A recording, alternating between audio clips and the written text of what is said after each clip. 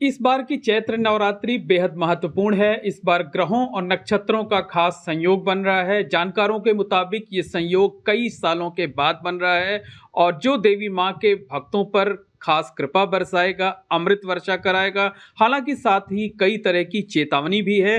किस तरीके का संयोग बन रहा है इस बार नवरात्र पर, किस तरीके का मुहूर्त है और देवी माँ के भक्तों को किस तरीके से पूजा अर्चना करनी चाहिए, क्या कुछ करना चाहिए और क्या नहीं करना चाहिए, इन सारे सवालों को लेकर हम बात करते हैं। हमारे साथ मौजूद हैं आचार्य संजय वासुदेवा जी। आचार्य जी, ये बताइए कि इस बार की नवरात्रि को बेहद महत्वपूर्ण, बेहद खास बताया जा रहा है, इसकी वजह क्या है? देखिए, उसका कारण ये है कि ये वर्ष जो है शनि का वर्ष है और त्याग से ज़्यादा कर्म का वर्ष है।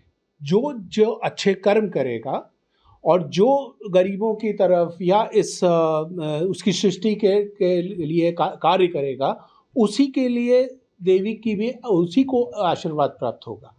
ना कि त्याग करने से या आप क्या कहते हैं व्रत रखने से इस बार आपको कोई किसी चीज़ की प्राप्ति होगी। सर्वप्रथम आपको अपने कर्म में सुधार करना पड़ेगा, क्योंकि शनि कर्मदाता है। दूसरा, ग्रहों की स्थिति में अगर देखा जाए तो हाँ, सवाल यही है कि इस बार ग्रहों और नक्षत्रों का किस तरीके का विशेष संयोग बन रहा है?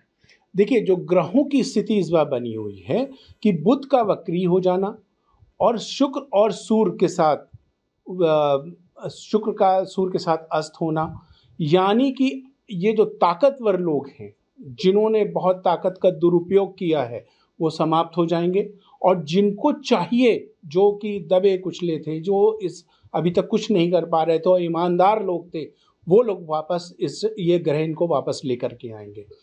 क्योंकि बुध देवी का भी कारक है, अभी अस्त है, वक्री है, तो जो जैसा कर्म करेगा माँ का आशीर्वाद भी उसको वैसा ही प्राप्त होगा। ना कि व्रत रख करके, दान रख कर करके किसी तरह का आप उस माँ से आशीर्वाद प्राप्त कर पाएंगे, तो वो नहीं हो पाएगा। अच्छा, ये बताइए कि इस बार ग्रहों की क्या स्थिति, और कहा जा रहा है कि इस बार नवरात्रि पर शनि की छाया रहेगी। हाँ बिल्कुल, शनि इस वर्ष पूरे वर्ष हैं और 29 वर्ष के बाद वो आए हैं, और अभी चैत्र का ये नवरात्र शुरू हुआ है, कल से शुरू हो जाएगा। तो शनि कर्म प्रधान है और वो कर्म के हिसाब से ही आपको अपना आशीर्वाद देते हैं।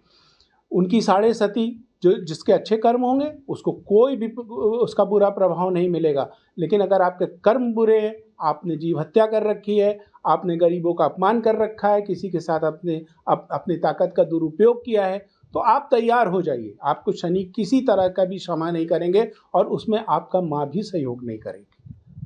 एक सवाल ये है कि आप बता रहे हैं कि इस बार शनि की छाया है, कर्म प्रधान नवरात्रि है ये, यानी एक संदेश लेकर के आई है कि इस बार पूरे साल आपको अच्छे कर्म ही करने हैं, बुरी आदतों से, बुरे कामों से बचना है, और अगर आपने गलती करने की कोशिश की तो उसका दंड भी मिलेगा।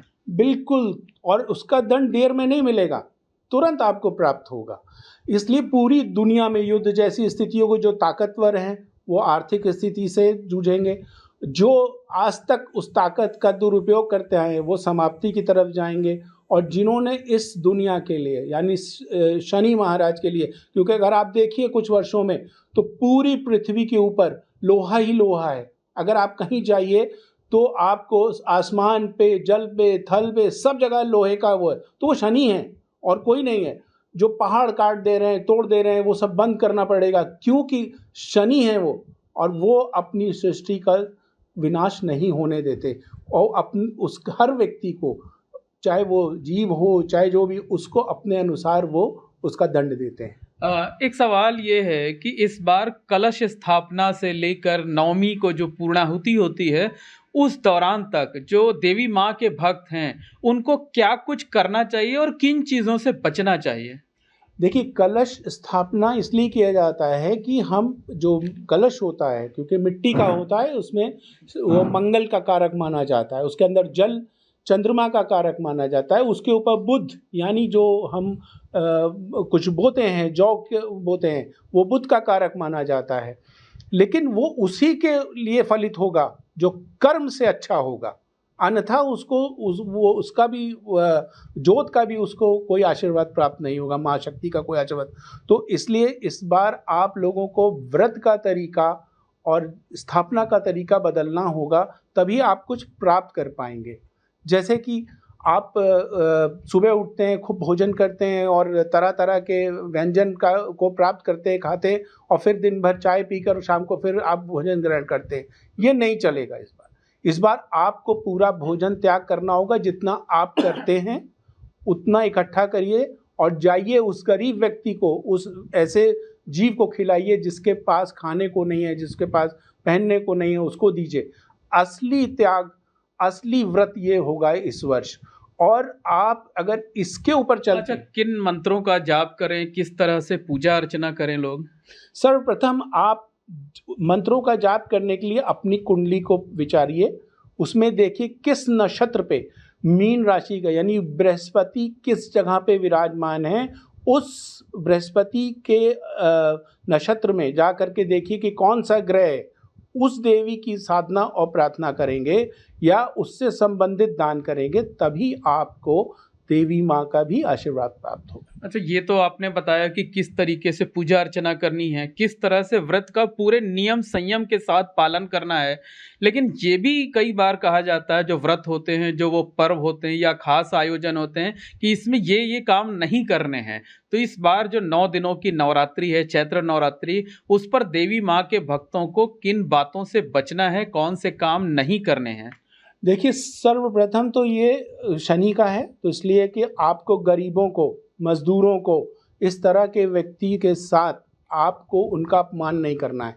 जीव हत्या में जैसे लोग कुत्तों को मार देते हैं, जो शनि से संबंधित चीज़ें, उनका अनादर नहीं करना है आपको। आप नदियों में थूकते हैं, आप पेड़ों पे पेशाब करते हैं, ये सब नहीं करना है आपको।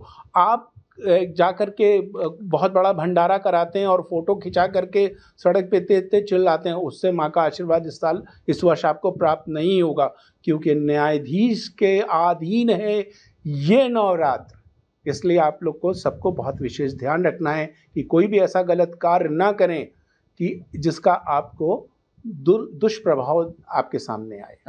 आचार्य जी, एक अंतिम सवाल ये है कि इस बार नवरात्रि का असर देश पर, हमारे भारतवर्ष पर किस तरह से पड़ने वाला है? देखिए, इस देश की महादशा जो है, समय मंगल की महादशा चल रही है, और इत्तेफाक की बात है कि हमारे भारत के प्रधानमंत्री, उनके भी मंगल की महादशा है। तो ये देश उठ करके सबके सामने आएगा। 8 वर्ष इस देश के लिए ऐसे हैं, इतना ताकतवर हो जाएगा कि लोग सोच भी नहीं पाएंगे। यानी इस देश में जो बहुत दिनों, कई हजार सालों से देवी देवताओं का अनादर होता आया है, लोग सड़कों पर, सड़क के किनारे मंदिर बना देते हैं, जगह जगह क्या कहते हैं उससे पैसा अर्जित करते हैं, तो वो नहीं चलेगा। और रही बात बाकी देशों में जिनकी महादशा जैसी है वैसा, क्योंकि न्यायाधीश पूरी दुनिया के न्यायाधीश हैं, इसलिए उन लोगों के लिए बुरा समय आ गया जो अपने ताकत का दुरुपयोग करते आए, और खासकर इस भारतवर्ष के लिए, क्योंकि ये दैवी भूमि है। यहाँ पर हमारे देश में हिंदू, मुस्लिम, सिख, ईसाई जितना, अगर सुबह उठ करके अगर हमको अजान की आवाज़ ना मिले, घंटे की आवाज़ ना मिले, या हमको मंदिरों में पूजा की आवाज़ ना मिले, तो ऐसा देखने को नहीं मिलता था। लेकिन अब वापस हम लोग उस जगह पे आके खड़े हुए हैं, और ये देश मतलब देश के लिए बहुत फलदायक, बहुत शुभ है। और भारतवर्ष जो है नवरात्रि पर देवी माँ के आशीर्वाद से तरक्की करने जा रहा है। बहुत बहुत संपन्नता आने वाली है इस भारतवर्ष के ऊपर, क्योंकि अगर आप पूरे देशों को देखिए, सबके नाम देखिए, एक पूरी दुनिया में एक ऐसा ही देश है जिसे भारत माता कहा जाता है, और कहीं पर भी जितने हैं सब मेल, यानी कोई भी फीमेल की बात नहीं करता। और ये भारतवर्ष देखिए, यहाँ के प्रधानमंत्री आज स्त्रियों की बात करते हैं, तो ये देश ही ऐसा स्त्री से, इसलिए ये संपन्नता में आने वाला है। और स्त्री का कारक है शुक्र, और शुक्र और सूर्य बहुत कुछ इस देश को देने जा रहे हैं। तो धन्यवाद। ये हैं आचार्य संजय वासुदेव, जो कि ये बता रहे हैं कि इस बार चैत्र नवरात्रि जो है वो बेहद महत्वपूर्ण है। इस बार नवरात्रि पर शनि की छाया रहेगी। जो लोग अच्छे कर्म करेंगे उनको देवी माँ के साथ साथ शनि देव का भी आशीर्वाद मिलेगा, लेकिन गलत काम करने वाले सावधान हो जाएं। आचार्य जी ने एक बेहद महत्वपूर्ण जानकारी ये भी दी है कि ये नवरात्रि देश के लिए खुशहाली और तरक्की का संदेश लेकर भी आई हुई है। Mohammad Moin, AVP network, Prayagraj.